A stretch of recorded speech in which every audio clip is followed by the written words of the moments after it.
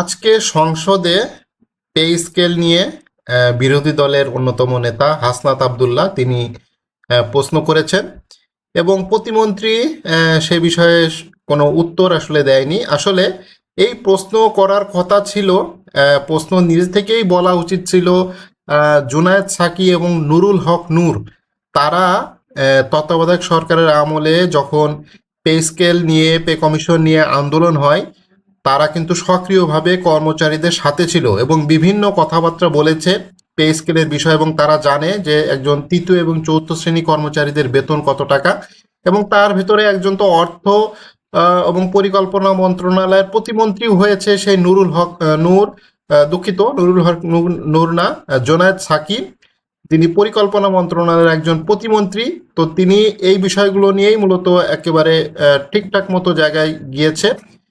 তার মাধ্যম দিয়েই মূলত সরকারি কর্মকর্তা কর্মচারীদের পে স্কেল আসার কথা ছিল এবং প্রশ্ন উত্থাপন করার কথা ছিল, কিন্তু সেটা এখন বিরোধী নেতা হাসনাত আবদুল্লাহ, যারা জামায়াতের বিরোধী একজন নেতা, বেশ ভালো মানের একজন তরুণ নেতা হাসনাত আবদুল্লাহ, তিনি প্রশ্ন করেছেন পে স্কেলের বিষয়ে।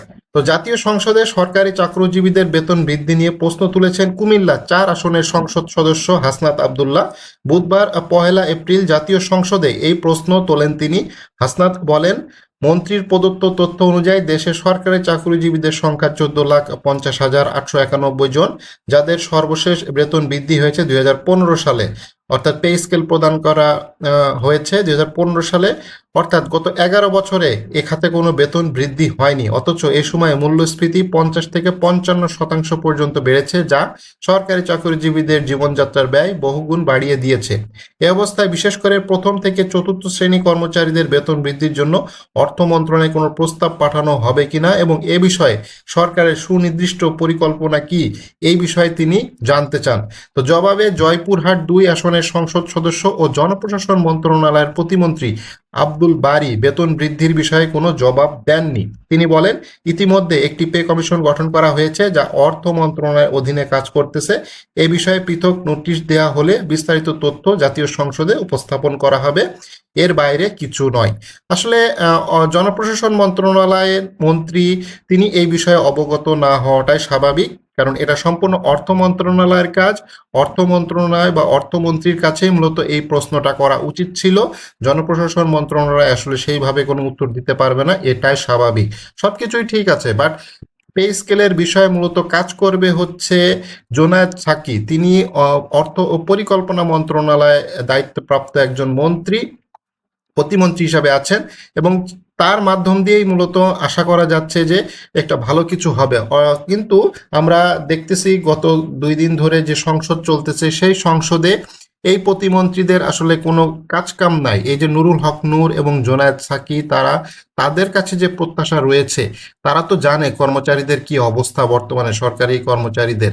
তো তারপরও তাদের সাথে দেখা সাক্ষাৎ করা হয়েছে, তারাই মূলত সংসদে এই বিষয়ে উপস্থাপন করবে যে পে স্কেলটা খুব দ্রুত দেওয়া উচিত, যেহেতু দীর্ঘ 11 বছর বেতন বৃদ্ধি বাড়তেছে না। যদিও বর্তমান অর্থনৈতিক পরিস্থিতি খুবই টালমাটাল, তারপরেও বেতন বৃদ্ধির প্রয়োজন আছে।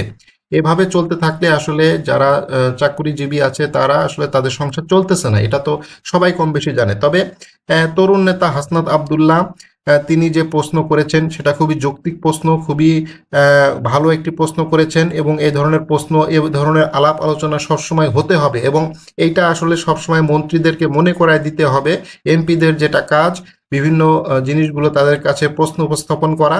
তবে এই প্রশ্ন আসলে আসা উচিত ছিল সরকারি দলের এমপির কাছ থেকে। বিরোধী দলের এমপির কাছ থেকে যত ধরনের প্রশ্ন আসবে সংসদে, সেটা 90 থেকে 95% কোনো কাজও হবে না, কোনো গ্রহণযোগ্যতাও পাবে না। তো এই প্রশ্নগুলো আসলে আসা উচিত ছিল সরকারি দলের এমপির কাছ থেকে, যেহেতু সরকারি দলের এমপি হয়তো সরকারি কর্মকর্তা কর্মচারীদের বেতন বৃদ্ধির বিষয়ে হয়তো কেউ কোনো প্রশ্ন বা কথাবার্তা বলবে না, এটাই স্বাভাবিক। তো এই জিনিসগুলা খুবই দরকার ছিল, কিন্তু সেটা এখন হচ্ছে না। সংসদে যে অবস্থা, সংসদের এই নিয়ে বেশ আলোচনা হচ্ছে, বাট এটা যেহেতু প্রতিমন্ত্রীর, যেহেতু জনপ্রশাসন মন্ত্রণালয়ের মন্ত্রী, তিনি এ বিষয়ে আসলে না জানারই কথা। তবে যাই হোক, সামনের দিনগুলোতে কি ধরনের প্রশ্ন এবং উত্তর আসে সেটাই আমরা দেখব।